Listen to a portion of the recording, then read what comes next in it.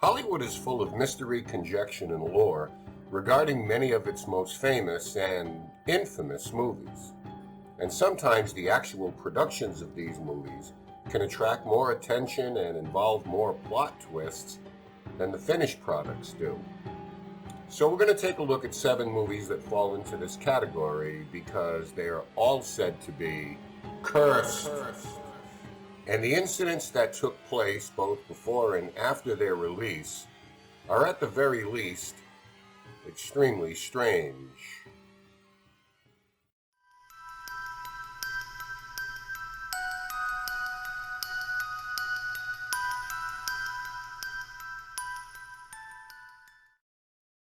Number 1, The Conqueror. The 1956 film The Conqueror starred movie legend John Wayne as Genghis Khan, founder of the Mongol Empire. The film was shot near St. George, Utah, a mere 137 miles from the Nevada test site, where no less than 11 nuclear weapons tests were conducted 3 years earlier in 1953.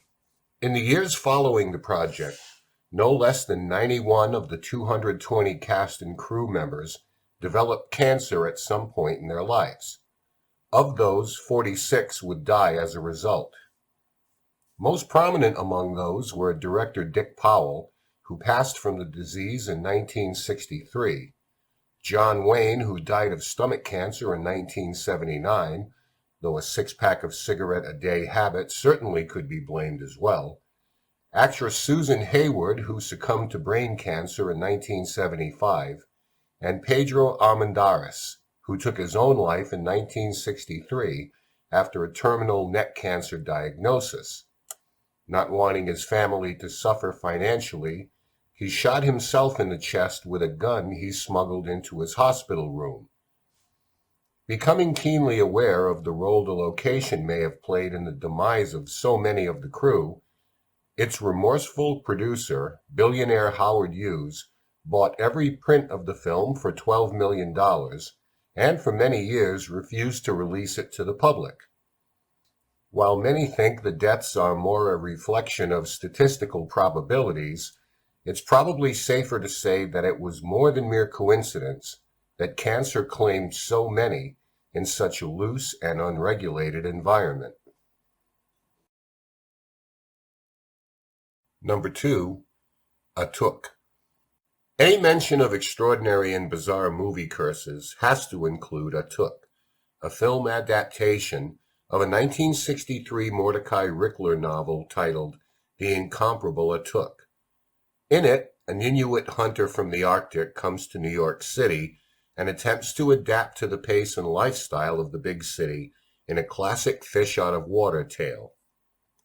Todd Carroll's script had no lack of suitors or interest from studios, beginning in the early 1970s, but that interest was accompanied by a peculiar series of occurrences that have essentially relegated the film to production purgatory. Coming on the heels of his work on Saturday Night Live, Animal House, and The Blues Brothers, comedic legend John Belushi seemed eager to accept the lead role after reading the script in 1982, but just months later died of a drug overdose at the age of 33. In 1988, bawdy comedian Sam Kinison was next in line for the role, but was let go from the project after 8 days because of insisting on a rewrite and creative control. A lawsuit followed. Another attempt to revive the film happened in 1992, but Sam died in a car crash in Las Vegas in April of that year. In 1994, the next actor to be approached was comedian John Candy, who was happy to be chosen and began to read the script. But Candy would die of a heart attack in March while shooting a film in Mexico. But before his passing, Candy reportedly asked a close friend, ex-Saturday Night Live writer Michael O'Donoghue, to read the script and perhaps play a part in the film. In November of that same year, O'Donoghue also passed away due to a cerebral hemorrhage. Undeterred in 1997, attempts to make the movie surfaced again. This time the part was offered to a Belushi acolyte, Saturday Night Live alumnus Chris Farley. Knowing his idol had read for the part, Farley was excited to have a go at the role, but just a few months after reading the script, Farley, like his idol, was found dead of a drug overdose in his apartment, also at the age of 33. Like Candy, Farley had also shared the script with a friend, fellow SNL alumni Phil Hartman, thinking he might be perfect for a role. But 5 months after Farley's death, Hartman was killed in his home by his wife Bryn, who went on to take her own life after police had been summoned to the house. Screenwriter Todd Carroll has dismissed claims of a curse attached to the script, but nonetheless, the body count surrounding a film that has never been made is the stuff of nightmares. Number 3. The Crow. Brandon Lee was the son of legendary martial artist and actor Bruce Lee. Like his dad, Brandon went into the movie business and got the lead in 1994's The Crow, playing a murdered musician who returns from the dead to seek revenge for himself and his fiancée. Before shooting even began, filmmakers received a voicemail message saying that bad things would take place if the movie was made. This seemed to be confirmed when on the first day of shooting in Wilmington, North Carolina, a carpenter named James Mathesius, backing up a bucket truck, hit a high-tension wire. The accidental contact with the power line resulted in his electrocution and him catching on fire. He was rushed to the hospital where he was treated for second and third degree burns. Though he survived, both his ears had to be amputated. That same day, unit publicist Jason D. Scott was involved in a minor car accident in downtown Wilmington, and then that evening an equipment truck mysteriously caught fire. A brilliant but troubled sculptor working on the set seemed to go berserk one day and drove a car through the studio's plaster shop. Another incident concerned a construction worker who slipped and stuck a screwdriver through his hand. Then there was a drive-by shooting that took place near the set in downtown Wilmington. The shooter was actually stopped in large part by the barriers that were set up by the production crew to keep out interlopers. At one point, a backlot set was destroyed by a hurricane, and from there rumors of the curse began to spread through the crew and the media. Some thought the curse was directly attributable to Brandon Lee, whose father Bruce had died under mysterious circumstances that were thought to be part of a family curse. Another eerie coincidence was both father and son dying during the filming of their fifth movies. Bruce Lee was in the process of making Game of Death in 1973. The film was released in 1979 using a stunt double and stock footage of the martial arts master. After his death, the plot was changed, with Lee portraying a martial arts movie star taking on an international crime syndicate who survives a disguised assassin shooting him on the set. The prior scene in the movie shows a weapons expert instructing the actors how to appropriately handle prop weapons. During one scene in The Crow, as Brandon Lee entered a room, actor Michael Massey, playing the role of Fun Boy, fired a .44 Magnum Smith & Wesson at him. Tragically, the gun had not been inspected, as was the rule at the time, to ensure the barrel of the weapon was free of obstruction. A bullet from the dummy round was in fact trapped in the barrel, resulting in the Magnum bullet being fired at the same velocity as a live round. Lee was struck in the abdomen and died of his injury after 6 hours of surgery. He was just 28 years old. Number 4. The Poltergeist Curse. The original 1982 film will go down in history as one of the great horror films of all time.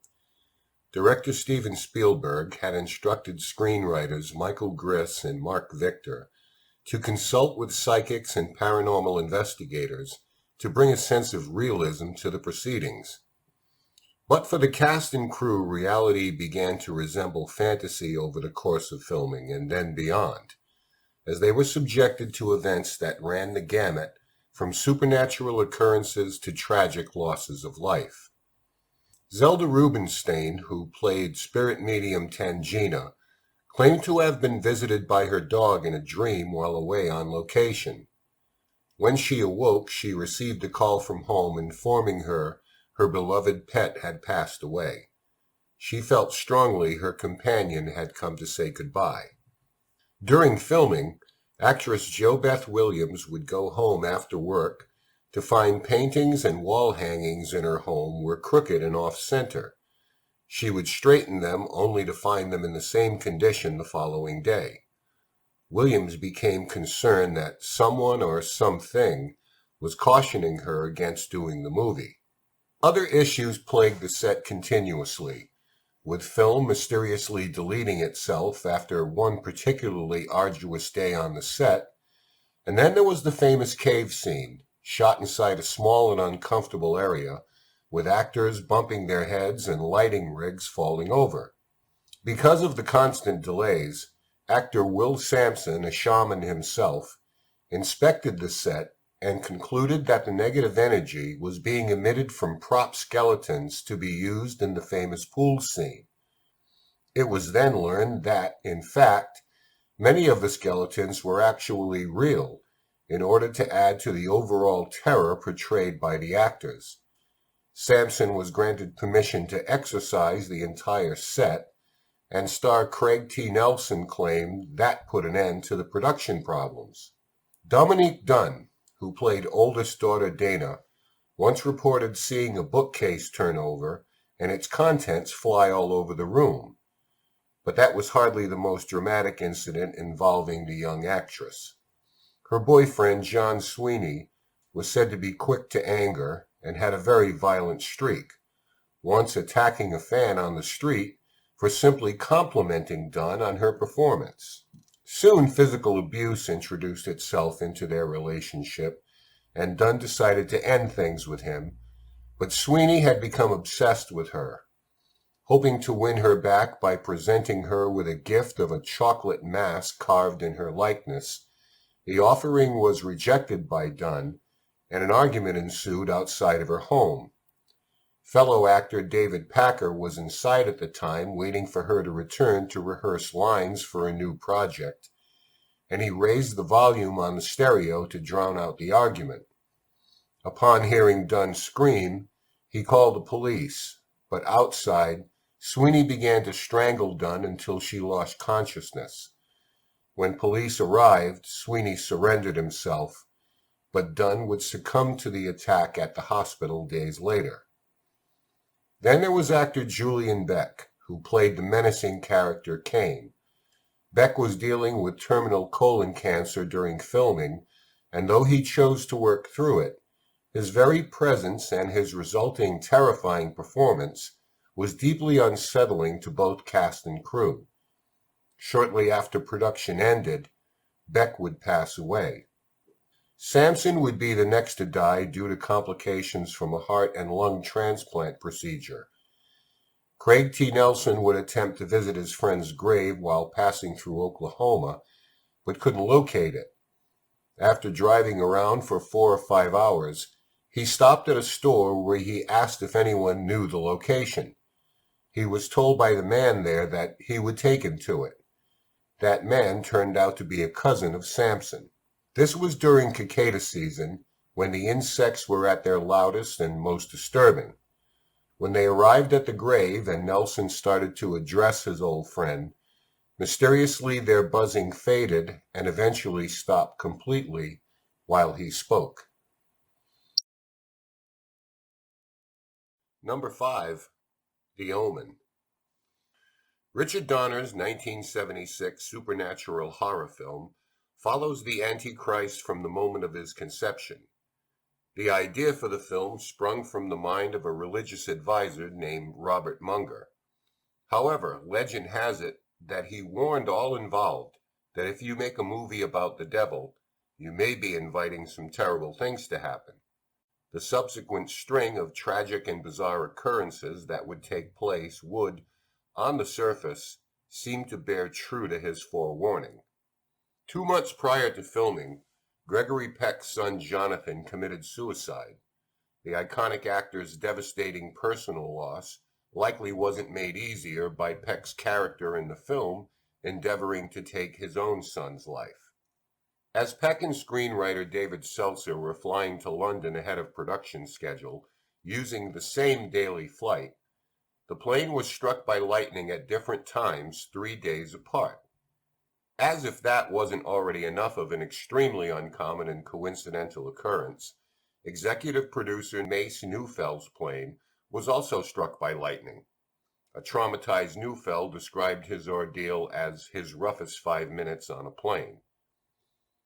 Because of budget constraints, when the crew needed shots of a private plane, they planned to use ground shots. They caught a break when a private party rented a plane, so it would cost virtually nothing to film the takeoff. Director Richard Donner in interviews described what happened next.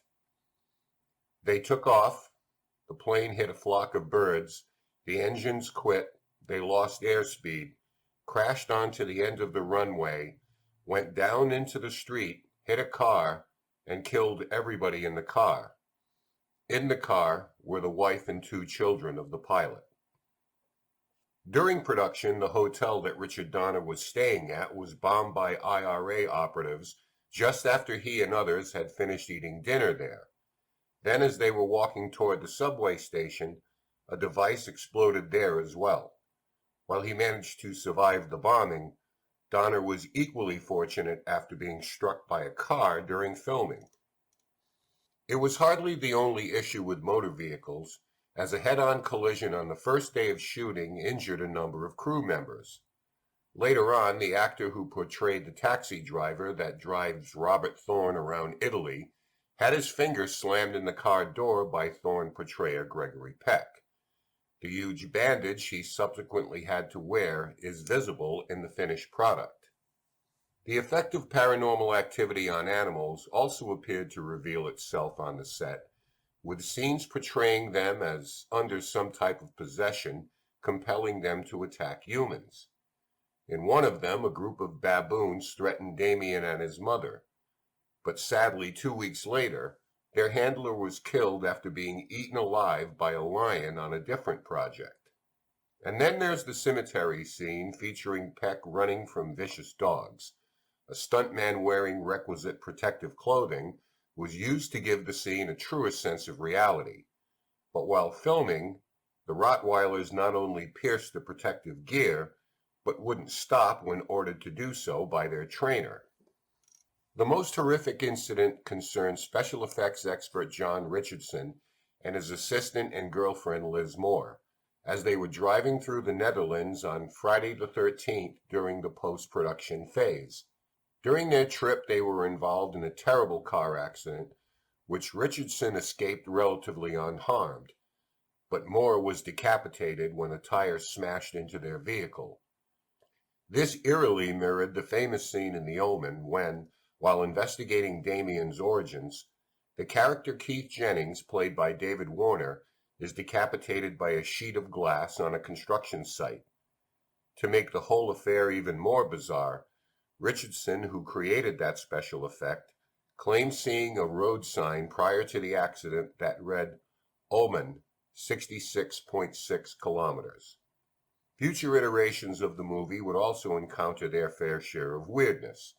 John Moore's 2006 remake lost 13,500 feet of film, which included the scene where Damien's 666 birthmark is revealed. The processing lab was crushed over this enormous and unexplainable loss of footage. The most that had ever been lost before was 400 feet of film. And during this remake, the actor who played Father Brennan, Pete Postlethwaite, suffered the loss of his brother. How he died was beyond comprehension. It seems he suffered a heart attack during a card game in which he had drawn 3 sixes.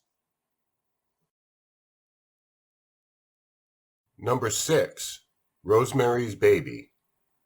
Based on a best-selling novel adapted for the big screen, Rosemary's Baby is the story of a young woman carrying Satan's child, and became a huge box office success.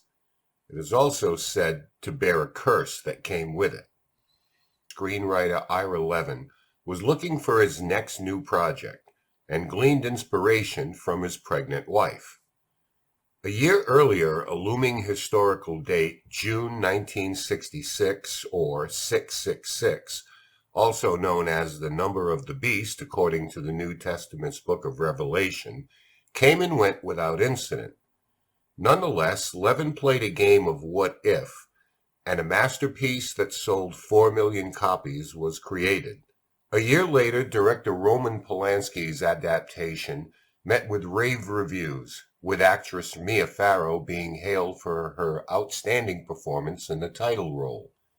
But soon after, a series of incidents would plague those involved with the film. Composer Christoph Komeda was the first to experience the alleged curse. As Polanski tells it, there was a bit of horseplay at a party, and Komeda plunged from a rocky cliff, which resulted in him going into a 4-month coma. He never regained consciousness and passed away in Poland a year later at the age of 38. That same year, 1969, producer William Castle was stricken with a severe case of kidney stones. Castle had previously received a spate of hate mail over the movie, resulting in severe damage to his psyche. While hospitalized, he began to hallucinate, recounting scenes from the movie, and at one point in the hospital screamed out, "Rosemary, for God's sake, drop the knife." Castle, who had been a successful B-movie horror director, would never recapture that same level of success again. Producer Robert Evans had become a major Hollywood player with hits like Love Story and The Godfather. But in 1980, he was sentenced to prison for his role in a cocaine smuggling operation. 3 years later, Evans would be involved in the high-profile murder of Roy Radin, which came to be known as the Cotton Club murder. Though 2 witnesses testified against Evans, he was acquitted of the charges against him. Though any tie-in with the film was just coincidental, former Beatle John Lennon was assassinated by deranged fan Mark David Chapman outside his home at the Dakota Hotel in 1980, the same location where the movie was filmed. The primary catalyst for the mythology surrounding the curse was likely the brutal 1969 murder of Polanski's wife, actress Sharon Tate, who along with 4 others were slain by members of what became known as the Charles Manson family. Tate had been seriously considered for the role of Rosemary, but Polanski was overruled by Evans, who wanted Farrow to play the lead. Tate actually had an uncredited part as a partygoer in the film. Polanski noted in his autobiography a grotesque thought he had when he last saw Tate alive in July of 1969. "You will never see her again," he remembered thinking. While the murder captured the headlines and held the country in stunned disbelief, Rosemary's Baby was still playing in theaters nationwide. After his wife and unborn son were killed, Polanski turned to drugs and eventually ran afoul of the law while guest editing the French edition of Vogue in 1977.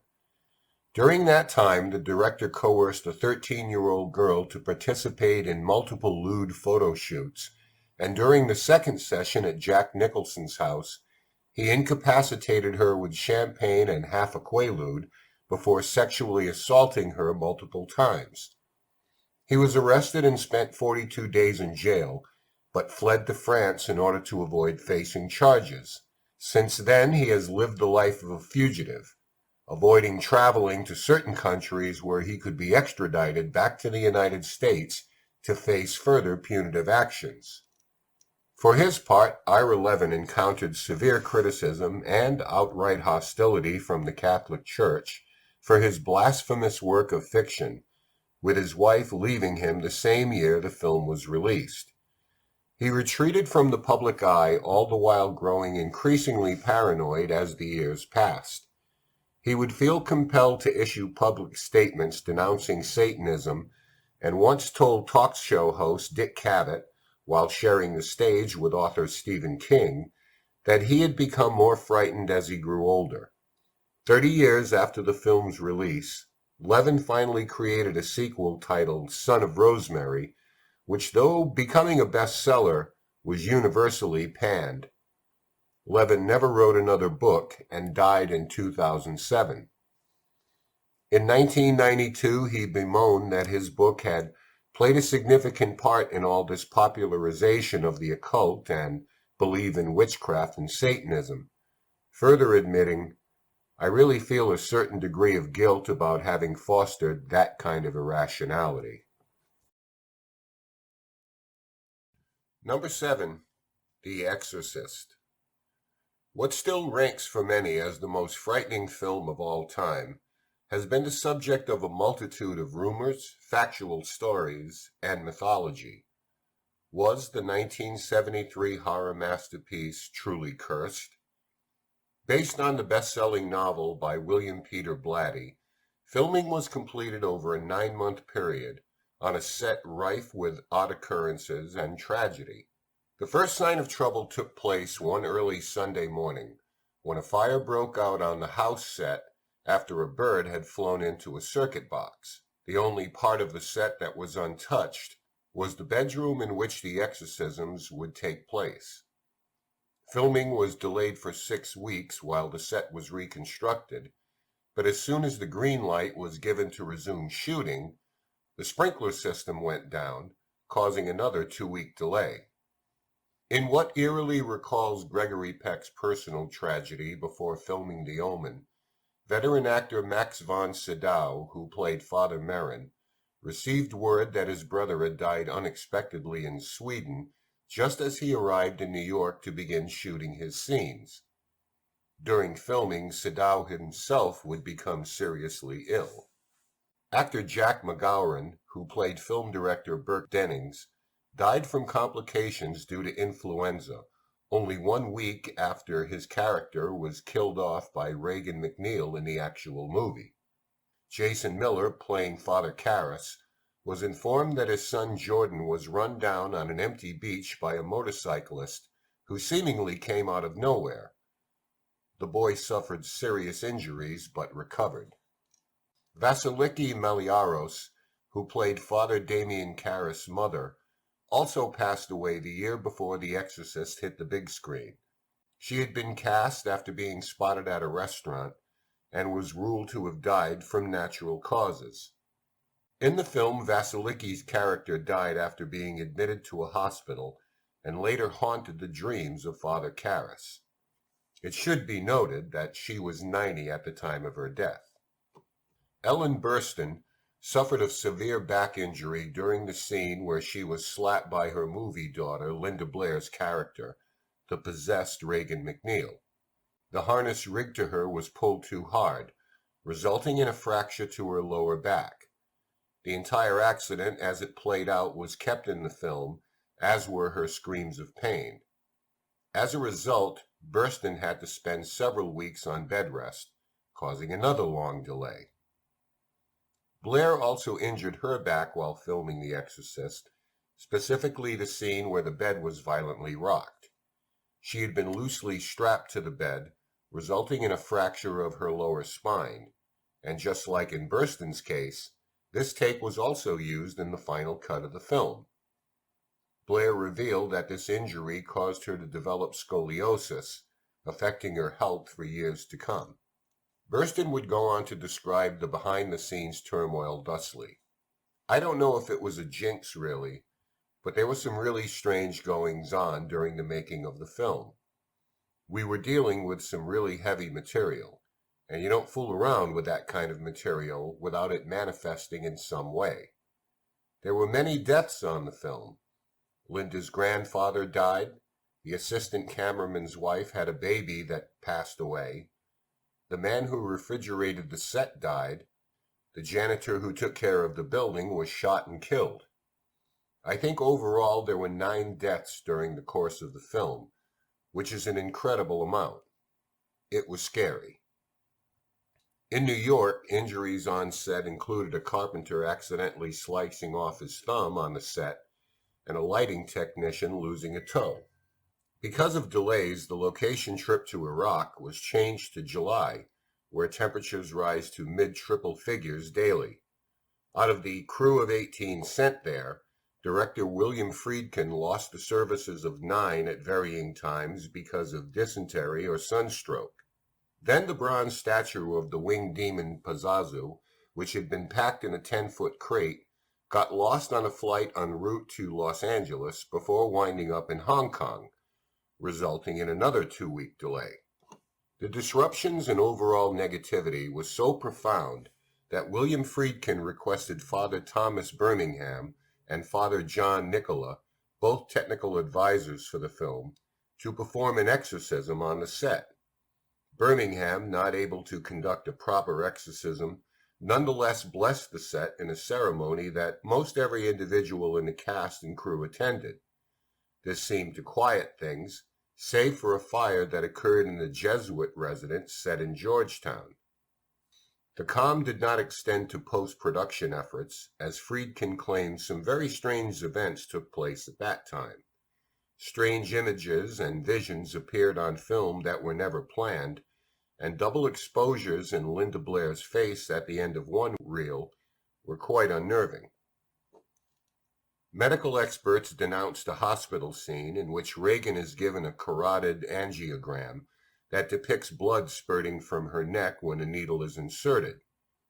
But the true horror was the revelation that real-life radiographer Paul Bateson, who was in the scene playing the radiologist assistant, went on to murder Addison Verrill, a journalist from Variety 6 years later, confessing to the crime but not being able to explain to police why he committed it. When the film premiered on December 26, 1973, it did so to enormous crowds anxious to see what the hype was all about. But among attendees nationwide were protesters from fundamentalist and Catholic religious groups. The controversy alone was worth its weight in gold in terms of promotion. Stories started to circulate about moviegoers vomiting in theaters and ushers having to quit their jobs after working multiple showings of the movie. Hospitals began to receive patients reporting severe nausea or experiencing hallucinations after seeing the film or having been taken from the theater on gurneys. The rite of exorcism became wildly popularized, with scores of self-proclaimed demonologists popping up offering their services, and churches inundated with people claiming to be experiencing their own forms of possession.